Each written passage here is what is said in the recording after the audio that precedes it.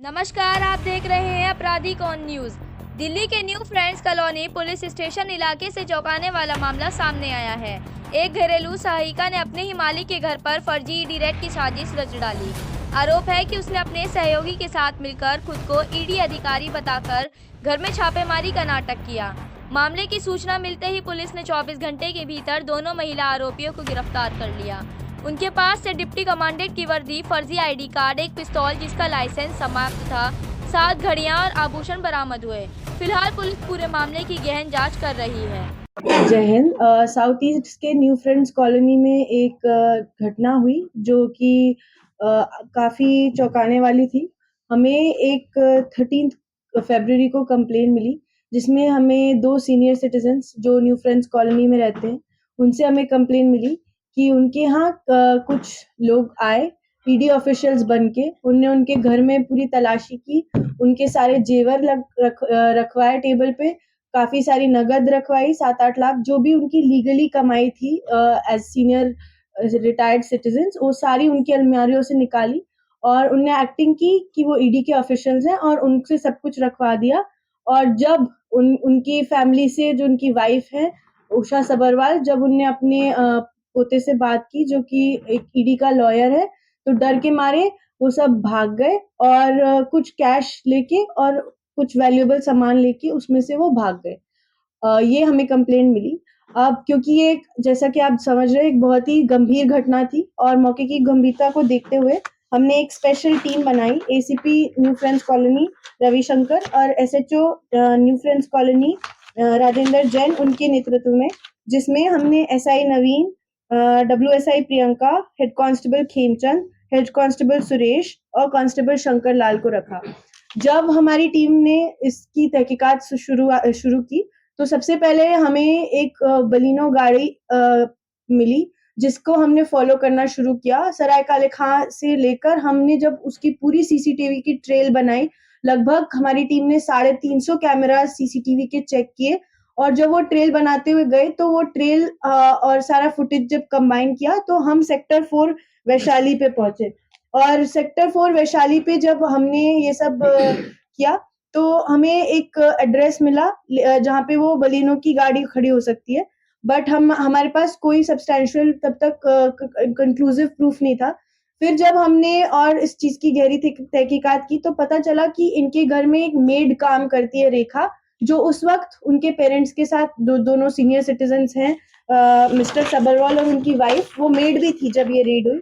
तो उस मेड पे जब हमको शक हुआ तो हमने उसका सीडीआर और कौन-कौन ने उनसे फ़ोन पे बात की है, सारे टेक्निकल जब हमने सर्वेलेंस की, तो हमें पता चला कि जो वो घर हमें वैशाली में मिला है, सेक्टर 4 वैशाली में, वो घर उस मेड की ननद का है। फिर हमने पूरा सर्च वारंट लेके जब वहाँ पे रेड की, उस टाइम पे हमें इस लड़की के घर से, जो उसकी मेड की ननद है, जिसका नाम है पूजा राजपूत, उसके घर से हमें काफ़ी चीज़ें बरामद हुई। एक हमें यूनिफ़ॉर्म बरामद हुई डिप्टी कमांडेंट की, एक हमें फेक आईडी कार्ड बरामद हुआ आईटीबीपी के डिप्टी कमांडेंट का, एक वायरलेस बॉक्स बरामद हुआ जो कि फेक वायरलेस सेट का काम करे और डराने के लिए, धमकाने के लिए यूज़ किया जाता है। एक हमें पिस्टल बरामद हुई जो कि एक लाइसेंस पिस्टल थी लेकिन वो एक्सपायर हो चुकी थी 2019 में, तो अब it was no more a licensed weapon. और हमें कुछ ज्वेलरी बरामद हुई। और जब हमने हमारी मेड के घर जिस पे हम पे शक था उसके घर पे भी जब हमने सर्च की तो वहां से हमें 7 वॉचेस बरामद हुई।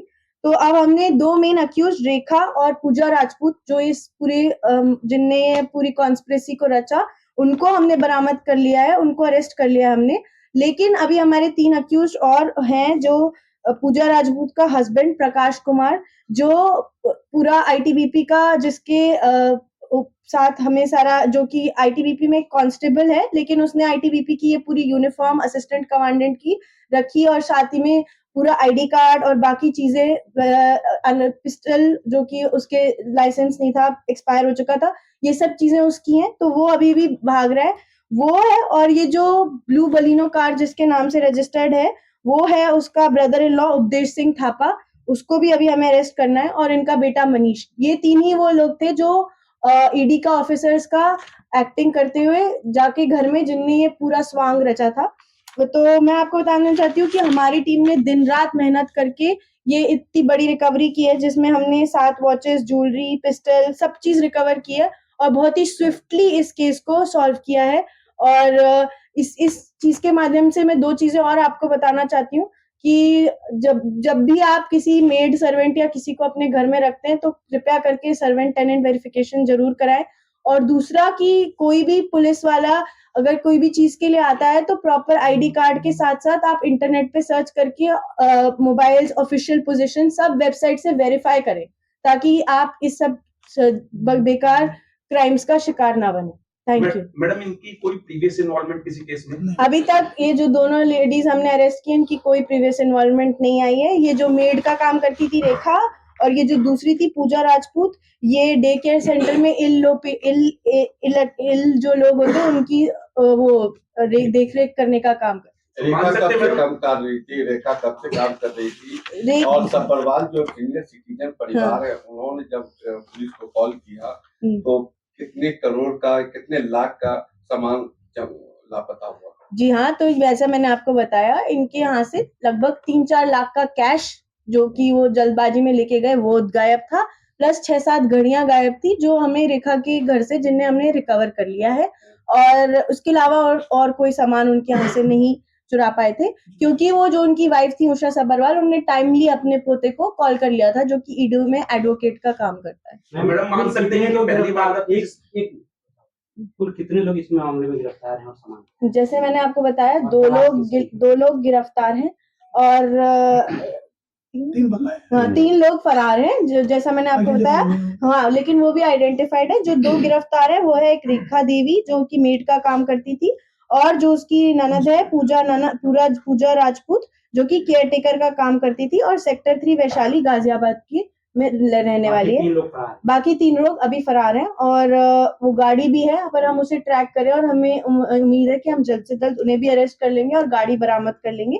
और जो आपने बोला रिकवरी में, तो रिकवरी में हमने एक यूनिफॉर्म डिप्टी कमांडेंट की, एक आईडी कार्ड डिप्टी कमांडेंट का फेक, वायरलेस बॉक्स, एक पिस्टल जो कि एक्सपायर्ड है लाइसेंस की, उन 2019 में ज्वेलरी आइटम्स और 7 स्टोलन वॉचेस, ये सब हमने रिकवर किया। क्या मैम मान सकते हैं कि इनकी पहली वारदात थी जिसके दौरान ये पकड़े गए, या इससे पहले कोई ऐसी वारदात हुई थी जिसमें शिकायत ही दर्ज न हुई? जो ये 3 लोग हैं जो अभी फरार हैं, जब हम इन्हें अरेस्ट करेंगे तो ये चीज़ और सॉल्व हो जाएगी कि इनका किसी प्रीवियस इन्वॉल्वमेंट किसी और वारदात में था कि नहीं इंटेरोगेशन के बाद। बट अभी तक कोई हमें ऐसी एफआईआर इनके नाम पे नहीं मिली है जिससे साबित हो, तो ऐसा भी हो सकता है कि इनका फर्स्ट अटेम्प्ट हो। बट एक बार जब तीनों अरेस्ट हो जाएंगे तो हम इसे और अच्छे से स्थापित कर तो पाएंगे। किसको देख के इंस्पायर हुए थे मैम, ये जो इन्होंने घटना को वारदात थी, इसका मास्टरमाइंड? इसके मास्टरमाइंड हाँ रेखा है, जो कि हाउसमेट का काम करती थी। उसको जानकारी थी कि ये सीनियर सिटीजन्स के किसके पास क्या पैसा है, कहाँ उनकी सेविंग्स है। और जैसा मुझे लगता है ये किसी मूवी या शो को देख के भी उनने इंस्पिरेशन ले लिया होगा इस चीज का, क्योंकि बहुत जगह ऐसा होता है कि मूवीज में दिखाते हैं कि ईडी ऐसे रेड करता है, ये करता है, तो इस टाइप से उनने इंस्पिरेशन ले। आजकल कोई भी ऑनलाइन किसी भी सोर्स से इंस्पिरेशन ले सकता है, बट हमारे मास्टरमाइंड तो रेखा थी, क्योंकि उसी को जानकारी थी सारी अंदरूनी कि इनके पास कितनी पैसे हैं, कितनी ज्वेलरी है, क्या-क्या वॉचेस हैं, और उसने ही ये पूरा स्वांग रचवाया था थ्रू हर फैमिली मेंबर्स। रेखा कब से काम कर रही थी और रेखा का क्या पुलिस वेरिफिकेशन हुआ था या नहीं? रेखा पिछले 2 साल से काम कर रही थी और उसका पुलिस वेरिफिकेशन हुआ था कि नहीं, ये अभी हम इन्वेस्टिगेट कर रहे हैं। अभी हमारे पास जितनी जानकारी मिली है, शायद उन्होंने नहीं कराया था उसका पुलिस वेरिफिकेशन, सर्वेंट सरिता बिहार वाले मामले में वो डबल मर्डर वाला? हाँ। एक मिनट, जो मैं आपको यही बताना चाह रही हूँ कि जो उनमें से जो हमारी एक और जो मेन अक्यूज्ड है पूजा राजपूत, उसका जो हस्बैंड है प्रकाश कुमार, वो भी फरार है।